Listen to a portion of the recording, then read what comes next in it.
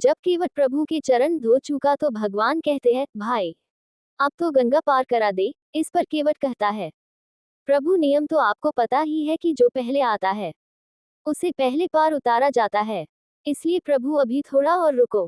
भगवान कहते हैं, भाई यहाँ तो मेरे सिवा और कोई दिखाई नहीं देता, इस घाट पर तो केवल मैं ही हूँ, फिर पहले किसे पार लगना है।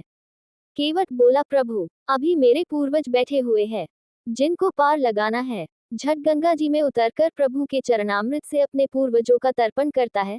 धन्य है केवट जिसने अपना, अपने परिवार और सारे कुल का उद्धार करवाया।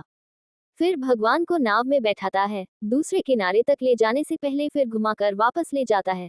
जब बार बार केवट ऐसा करता है तो प्रभु पूछते हैं, भाई बार बार चक्कर क्यों लगवाता है, मुझे चक्कर आने लगे हैं।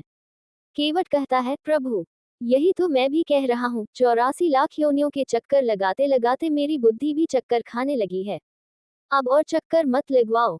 गंगा पार पहुंचकर केवट प्रभु को दंडवत प्रणाम करता है।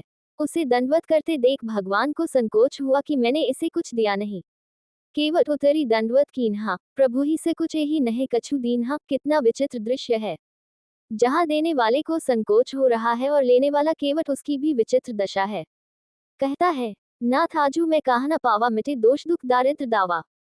बहुत काल में कीन मजूरी, आजू दीन विधि बनी भली भूरी। लेने वाला कहे बिना लिए ही कह रहा है कि हे नाथ, आज मैंने क्या नहीं पाया, मेरे दोष दुख और दरिद्रता सब मिट गई। आज विधाता ने बहुत अच्छी मजदूरी दे दी, आपकी कृपा से अब मुझे कुछ नहीं चाहिए। भगवान उसे को सोने की अंगूठी देने लगते हैं। केवट कहता है, प्रभु उतराई कैसे ले सकता हूँ, हम दोनों एक ही बिरादरी के हैं और बिरादरी वाले से मजदूरी नहीं लिया करते।